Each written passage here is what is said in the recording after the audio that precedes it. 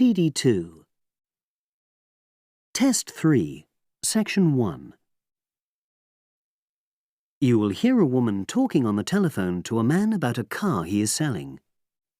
First, you have some time to look at questions 1 to 4.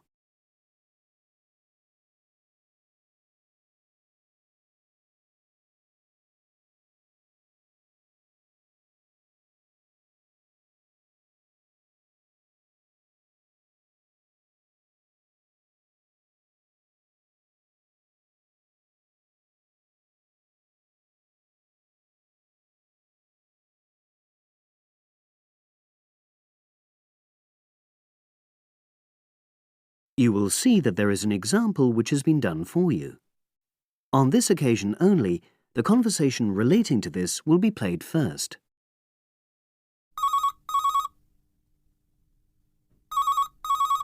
Hello, Brian Park speaking. Oh, hello. I'm calling about the advert in the paper. For the car? Yes, the Mini you've got advertised for sale. Oh, yes. I just wanted to find out a bit more information. Of course. What would you like to know? It's my brother who's interested, actually, but he's not in today, so he asked me to call you. Fine. Great, thanks. So, it's a Mini, Yep. and how old is it? Just coming up to 13 years old. The man says the car is just coming up to 13 years old. So 13 has been written in the space. Now we shall begin. You should answer the questions as you listen, because you will not hear the recording a second time.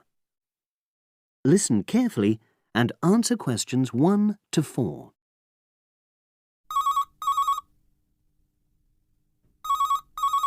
Hello, Brian Park speaking.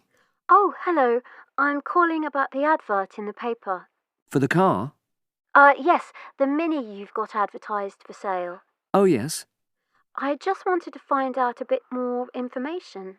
Of course. What would you like to know? It's my brother who's interested, actually, but he's not in today, so he asked me to call you.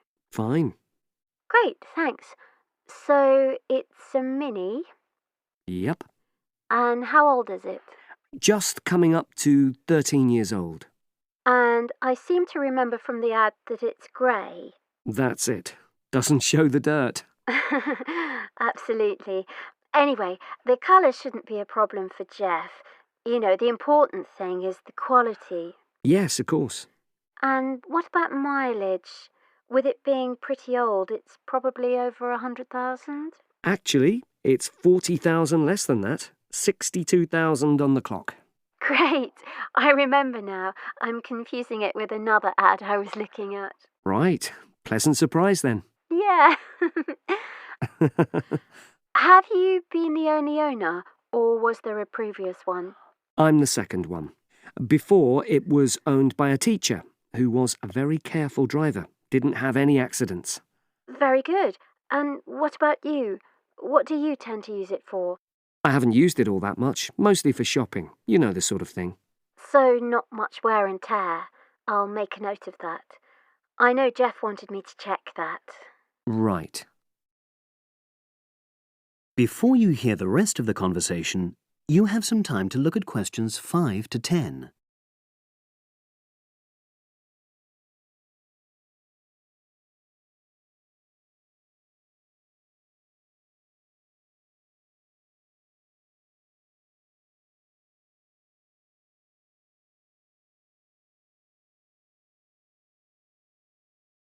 Now listen and answer questions 5 to 10. Now, about the price, I see you've got it down as £1,250. I'm not sure Jeff will be able to come up with that amount. In the ad, I did say 1,250 or nearest offer. So would you be prepared to go down to 1,000? That's really too low, I'm afraid. 1,100? I might be able to go to that. OK, I'll make a note of that. What about tax? Is it due soon? Got another 5 months before it's due. Oh, that's a real plus, yes. I'll make a note of that. OK. Now, you say it's in good condition. For its age, I'd say yes, definitely. It's just been serviced and there were no major problems. Major. I'd be able to show you the service report. The only thing is, you'd have to get a new tyre in the near future. Though it's still okay, you know.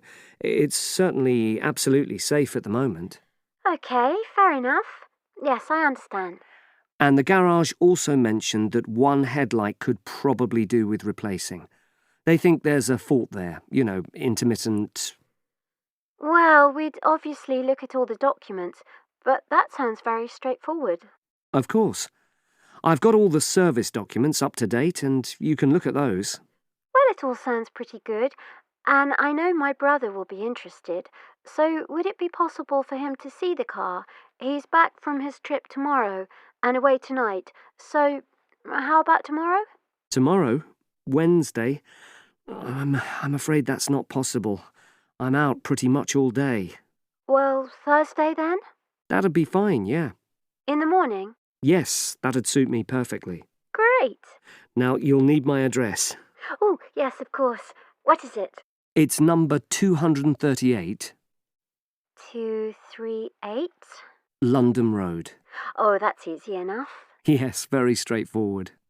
So I'll pass on these notes to Jeff, and he'll see you in a couple.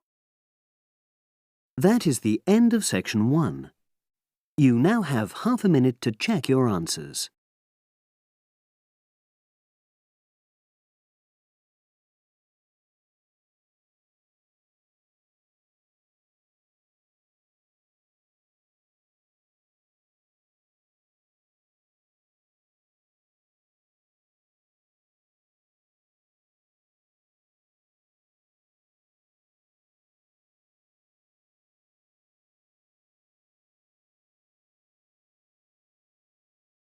Now turn to section 2.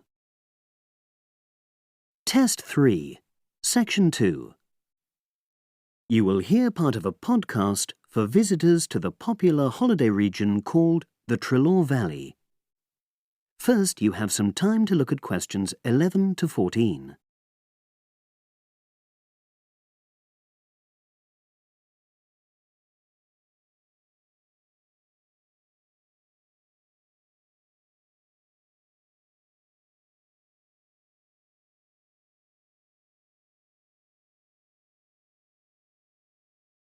Now listen and answer questions 11 to 14. The valley and estuary of the River Trelaw forms an unspoiled, beautiful landscape, rich in both wildlife and sites of historic interest. There are many ways to explore the area, and public transport links are good. It is possible to leave your car behind and travel by boat, train, or bus, with just short walks in between stops. The Trelaw Valley Passenger Ferry runs between villages along the river estuary and provides a link with a train station at Barry, which is about 10 minutes' walk from the riverside village of Calton. In the past, the river was the main form of transport in the area, and as in the past, today's ferry service operates according to nature. The river estuary is tidal, and so the ferry timetable differs from day to day, according to the times and height of the tide. The ferry is also seasonal, normally running between April and September, depending on the weather. A timetable for the whole year can be downloaded from the internet by visiting www.trelawferry.co.uk. If you just want to sit and relax and enjoy the lovely scenery, you can take a river cruise to Calton and back from the nearby city of Plymouth. In the past, steamships brought early tourists along the same route. Queen Victoria and her family enjoyed such a trip in 1856. The journey is quicker these days. The round trip takes between 4 and 5 hours, depending on tides and weather. If you prefer, you can travel upriver by boat and return to Plymouth by train. All cruise boats and trains have wheelchair access. For more information and for departure times, ring Plymouth Boat Cruises on 017 528 23104. Trains run several times a day throughout the year between Calton and Plymouth, with various stops in between. They are used by both local commuters and tourists who want to enjoy the beautiful scenery. The highlight of the journey is crossing the river on the stunning viaduct, which was built at the beginning of the 20th century and towers 120 feet over the water. It is unnecessary to book, and tickets can be bought on the train.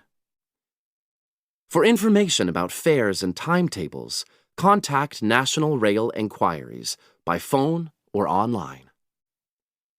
The bus service in the Treloar Valley now connects all train stations and villages in the area. Especially for holidaymakers, there's a Rover ticket which can be used at weekends and on national holidays, and allows unlimited journeys on those days. The Rover ticket provides great value for money and is now even cheaper than it was last year. An adult ticket costs £5.50 a day.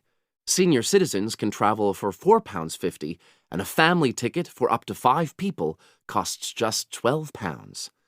Tickets can be bought on the bus. Now you have some time to look at questions 15 to 20.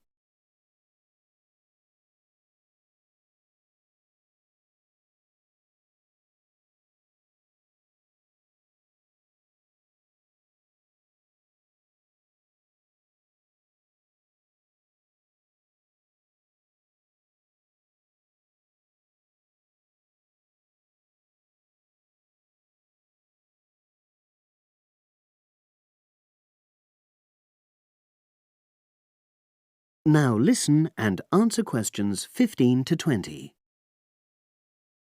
At the center of the Treloar estuary area is the historic riverside village of Calton.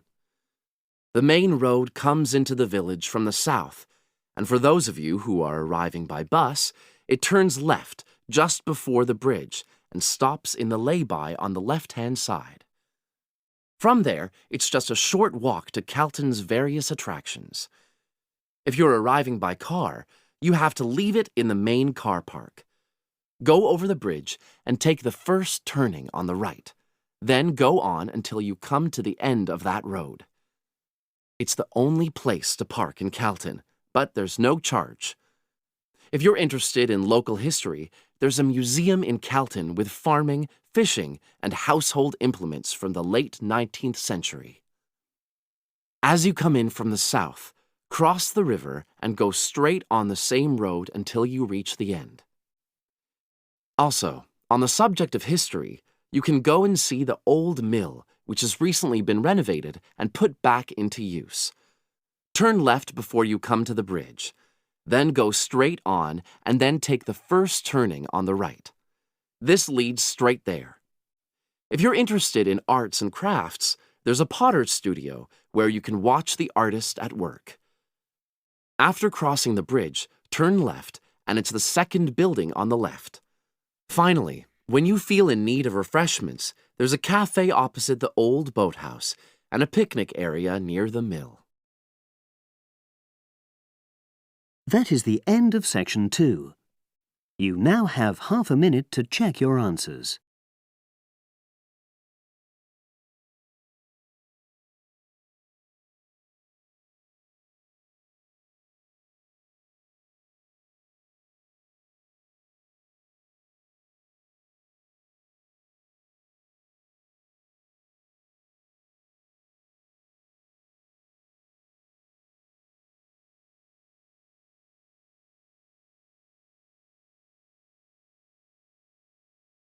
Now turn to section 3. Test 3, section 3. You will hear 2 geography students talking. An older student, called Howard, is giving advice to a younger student, called Joanne, on writing her dissertation. First, you have some time to look at questions 21 to 24.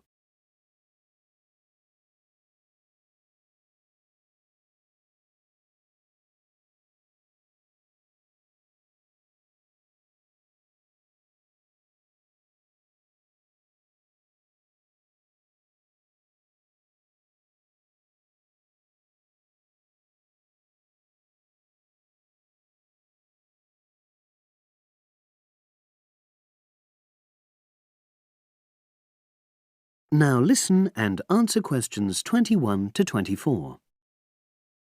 Hi, Howard. I haven't seen you for a while. Hi, Joanne. Yeah, they're keeping us really busy on the postgraduate programme. But how are you? You'll be starting your dissertation soon, won't you? Yeah, tutorials start next week. I've got Dr. Peterson.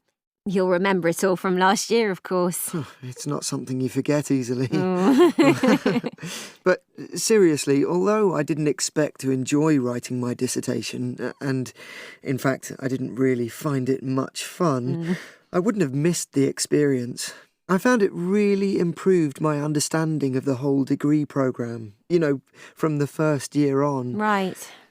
So, what are you doing yours on? Glaciated landscapes. Although I haven't decided exactly what aspect yet. I did mine on climate systems, so I can't help you much, I'm afraid.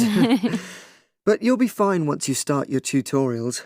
Dr. Peterson will help you focus. I know, and he'll set me deadlines for the different stages, which is what I need. My concern is that I've got tons of material on the topic, and I won't be able to stick to the word limit, I remember I had different concerns when I was doing my dissertation. Last year. Yeah, before my first tutorial, I did a lot of fairly general reading because I hadn't fixed on my topic at that stage. I actually enjoyed that quite a lot and really improved my reading speed, so I was getting through a lot of material. I was frightened I wouldn't remember it all, though, so I got into the habit of making very detailed notes. So, did you find your tutor helpful in getting you started?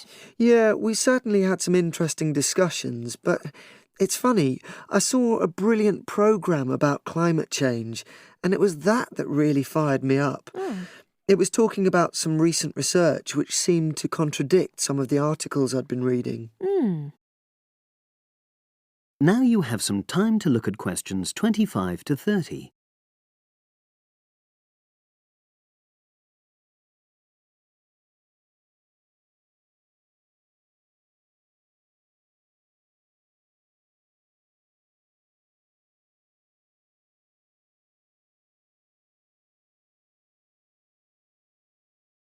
Now listen and answer questions 25 to 30. So you say your tutorials start next week? Yeah.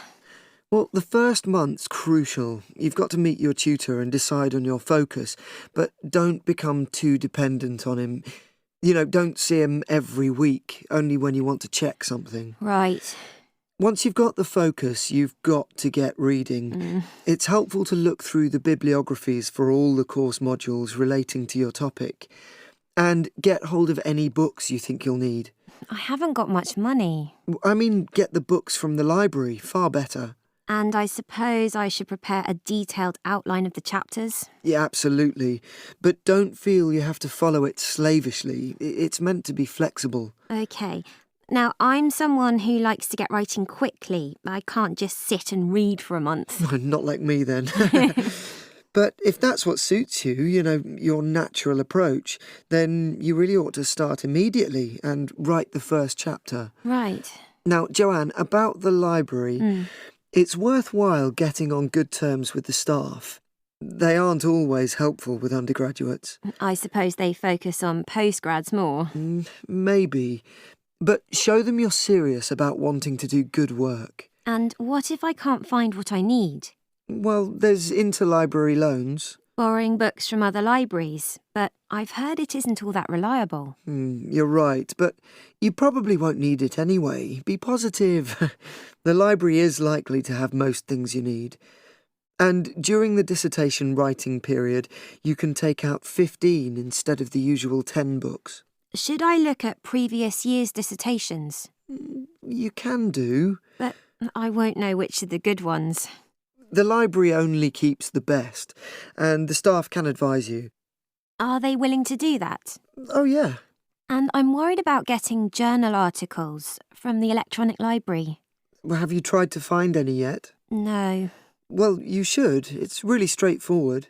That's obviously something I'll have to look into. Dr. Peterson will help. Yeah, I know I can go to him if I have any worries. Except he will be away in the second month. Ugh. It's the holidays.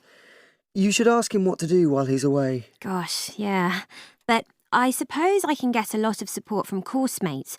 I know a couple of people who are thinking of doing the same topic as me. Take care. Collaboration can become dependency. I think you'd better see how that works out, what the people are like. You're probably right.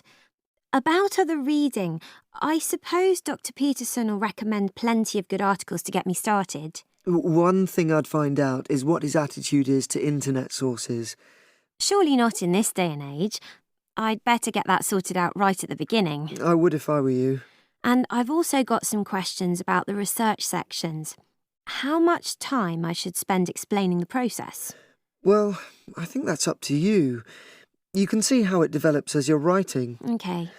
It's the same with things like time management. That's something a tutor can't really help you with. I agree.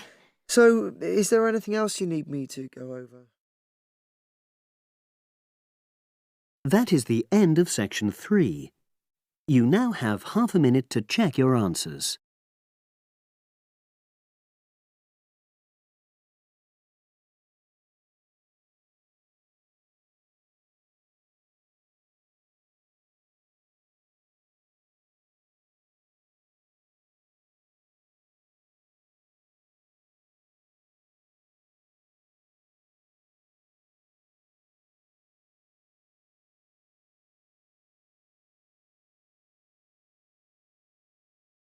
Now turn to section 4. Test 3, section 4. You will hear a psychology undergraduate describing the research she is currently doing on expertise in creative writing.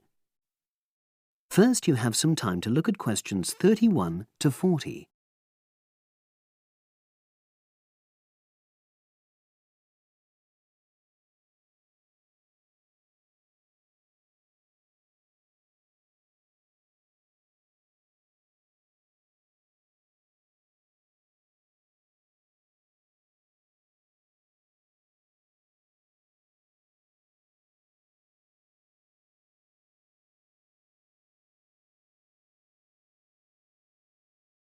Now listen and answer questions 31 to 40. For my short presentation today, I'm going to summarise the work I've done so far on my research project to explore expertise in creative writing. Essentially, I'll share with you the process I underwent to gather my interim findings. First of all, I should give a little relevant background information about myself. Before I started my current degree course in cognitive psychology, I studied English literature, and as you can imagine, this meant I spent a great deal of time thinking about the notion of creativity and what makes people develop into successful writers. However, the idea for this research project came from a very specific source. I became fascinated with the idea of what makes an expert creative writer when I read a well-known 20th century writer's autobiography. I won't say which one at this stage, because I think that might prejudice your interpretation. Anyway, this got me thinking about the different routes to expertise. Specifically, I wondered why some people become experts at things whilst others fail to do so, in spite of the fact that they may be equally gifted and work equally hard. I started to read about how other researchers had explored similar questions in other fields. I began to see a pattern that those studies which involved research in a lab were too controlled for my purposes, and I decided to avoid reading them. I was quite surprised to find that the clearest guidance for my topic came from investigations into what I call practical skills, such as hairdressing or waiting tables. Most of these studies tended to use a similar set of procedures, which I eventually adopted for my own project.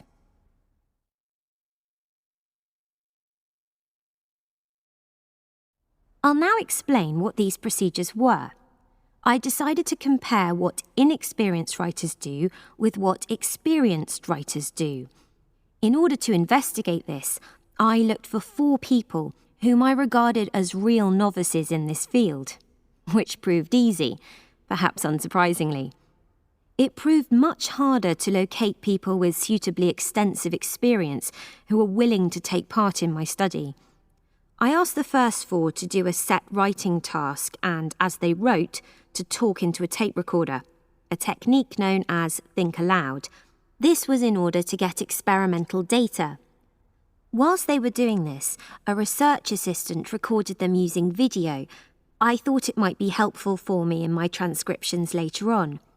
I then asked 4 experienced writers to do exactly the same task.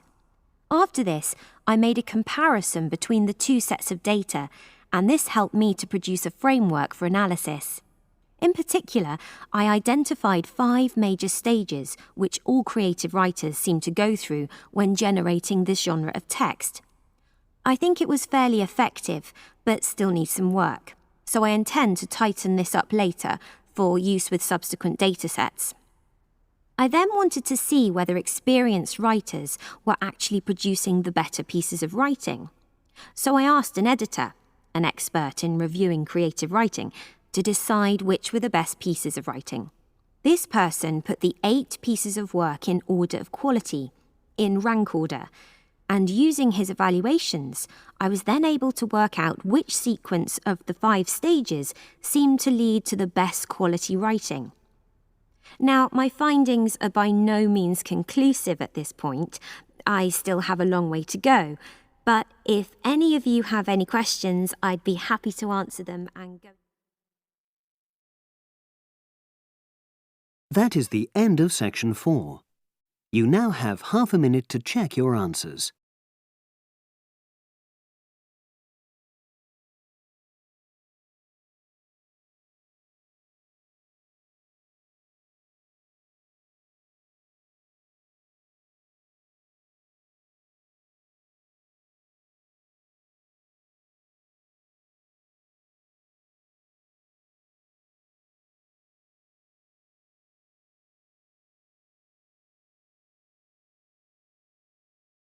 That is the end of the listening test.